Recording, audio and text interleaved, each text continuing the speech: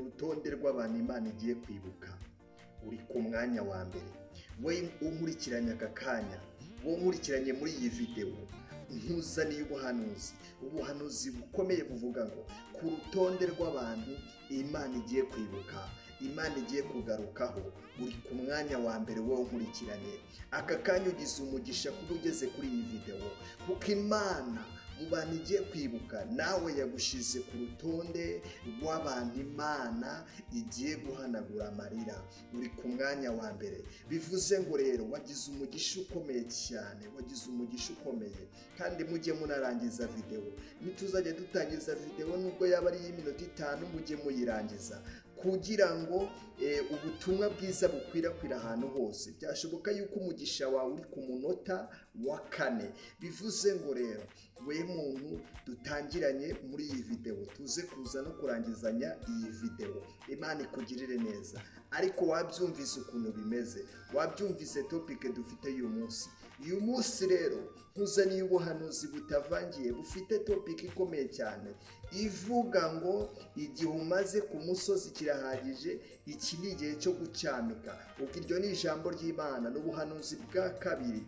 Igihe umaze ku musozi kirahagije, iki ni igihe cyo gucyanuka. Igihe umaze mu burwayi kirahagije, iki ni igihe cyo gukira. Igihe umaze mu bupfubyi kirahagije, iki ni igihe cyo kuba Imana yaguha famiye. Igihe umaze ushaka akazi kirahagije, warakabuze, iki ni igihe cyo kuba Imana yaguha akazi. Igihe umaze ushaka perime kirahagije, warayibuze, iki ni igihe cyo kuyakira. Igihe umaze mu bukode kirahagije, iki ni igihe cyo kuba Imana yaguha inzu. Igihe umaze mu burwayi kirahagije. Maze iminsi mu burwayi wiganyira uvuga ati ese Mana, buno burwayi nzabuvamo gute? Ese bizagenda gute? Ko mora ndwaragurika, ko mora mu burwayi budakira, ese bizagenda gute? Igihe umaze ku musozi kirahagije.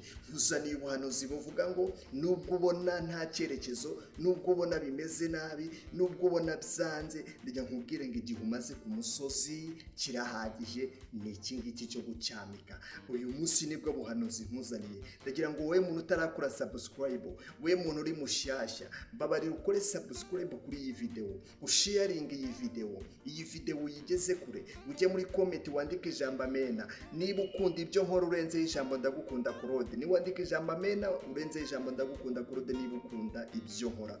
Hanyuma rero sharing iyi videwo uyigeze kure. Ndagira nkubwire ngo ukande subscribe muvandimwe niba utarayikanda, kugira ngo tujye dusangira ijambo ry'Imana ryihumure. Ariko uri ku rutonde rw'abantu Imana igiye kugarukaho uyu munsi, uri ku rutonde rw'abantu Imana igiye kugirira neza uyu munsi, uri ku rutonde rw'abantu Imana igiye gukiza uyu munsi, uri ku rutonde rw'abantu bagiye kwakira perime uyu munsi, uri ku rutonde rw'abantu Imana igiye gusiga igikundiro uyu munsi, uri ku rutonde rw'abantu Imana igiye gukorera ubukwe uyu munsi, uri ku rutonde rw'abantu Imana igiye kongera kugarukaho bundi bushyashya. Niba ubyizeye rero sharing iyi videwo igere kure.